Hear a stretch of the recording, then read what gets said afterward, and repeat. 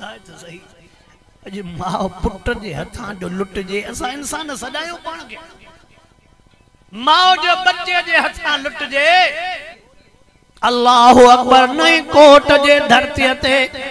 नौ कोट उन जे धरती ते जेको मां दुखाईंदड़ वाक्यो तो बुधाया हुआ तमाउ कुछ जी वई हेडे नतीजो केड़ो पोन करे हे तन्या वाक्यो दुखियो एकड़ो बेगैरत बेहया नौजवान नशो करे आयो यो आई सवारो नशो हां यो रवाज थी वियो वडन माण्हुनि जा पुट ऑफिसरनि जा पुट कोई जिनके जलण पलण वारो नाहे मां तॾहिं त वाइज़नि में चवां थो त पंहिंजे पुटनि ते बि नज़र रखो पंहिंजे न्याणियुनि ते बि नज़र रखो असां रड़ियूं छो था कयूं अल्लाह जाने तो असां तव्हांजा सजण तव्हांजा ख़ैर ख़्वाह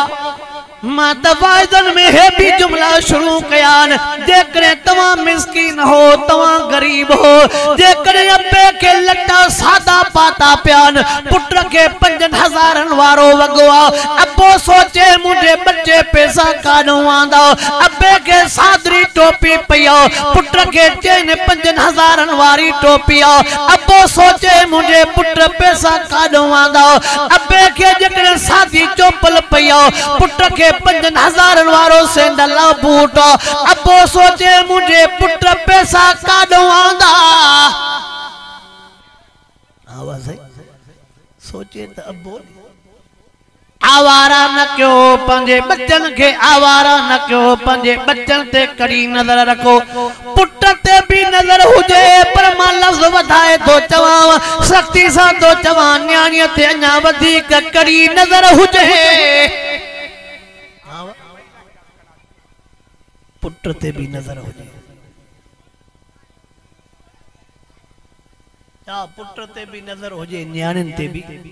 तवज्जो कर मां पंहिंजे बयान के पूरो करण वारो आं थोड़ा 2 मिनट तुझा वधीक वठण तो चाहियां एक सूरत ॿुधायो त असां काथे पाता असां कीअं कहिड़े नमूने पाण के इंसान सॾाए मुसलमान त अञा बाद में असां इंसान पाण के कहिड़े नमूने सॾाए अल्लाहु अकबर नए कोट जे धरती ते एकड़ो आवारा बेहया बेगैरत नौजवान नशो करे आयो नशे का बाद में पंहिंजे सगी माओ जी लज लुटिया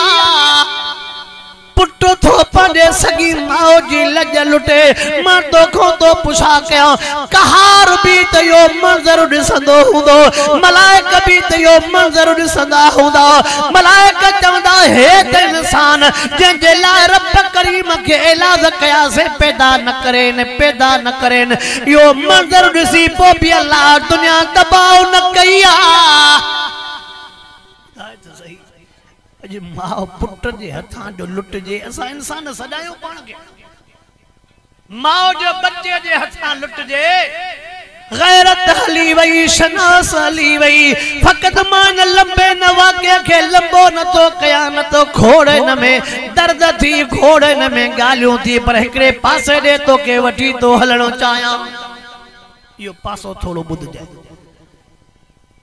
जंहिं दौर में माओ जी इज्जत पुट हथां लुटजे जंहिं दौर में भेण जी इज्जत भाव हथां लुटजे जंहिं दौर में धीउ जी इज्जत अब्बे जे हथां लुटजे पोइ मूंखे थोड़ो जवाब ॾे इन दौर में भला हाणे न्याणी विहारणु जाइज़ आहे मां छा थो चवां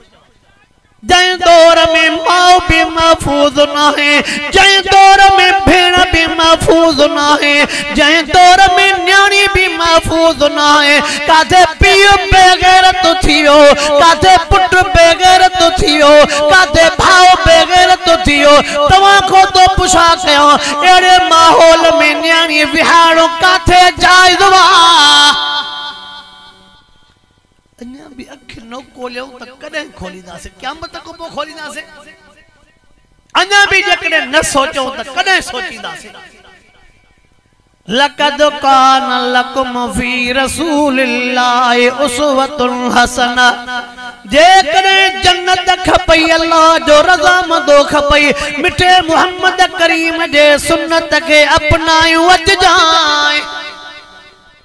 आवाज़ रसूलुल्लाह जे सुन्नत को बाहर तबाही आ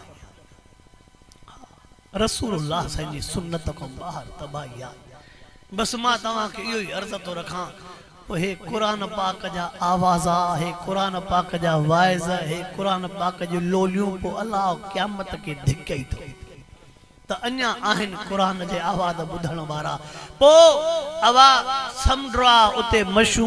भी आहिन त कशऊ वागू भी आहिन पो उन वागुन जे लिहाज़ समुंड सुके नथो पो जेकने हे कलामुल्लाह के भी बंद कंदे त पो बाकी छा बचंदो छड्यो रीतन के छड्यो रस्मन के छड्यो शैतानी कमन के छड्यो शैतान उनन कमन के छडे जो जेमे शैतान खुश तो थे उए कम कयो जेमे रहमान भी खुश थे मिठो मोहम्मद भी खुश थे महबूब खुश थींदई त रब बच्चन में बरकतू दींदई बच्चन के सेहत दींदई बच्चन के अल्लाह सलामत रखंदई अल्लाह राजी थींदई अल्लाह तो के मुसीबतन खां तकलीफन खां दुखन खां परेशान खां बचाइंदो बच्चन जा मसला हो जनी न्याणी जा मसला हो जनी जमीन जा मसला हो जनी बीमारी जा मसला हो जनी रोजगार जा मसला हो जनी हलो अचेस रहमत खुली पई त रहमत दरवाजो खोलियो पियो त तू रब जे दर दे हलियो आ इंशाअल्लाह तुजा बेड़ा ही पारन अल्लाह से जेको कुछ मुखों चवरायो मुखे भी अमल जी तौफीक अता फरमाए अवा जेको कुछ बुधो रब अवा के भी अमल जी तौफीक अता फरमाए वाखिर दावाना अनिल हम्दुलिल्लाह।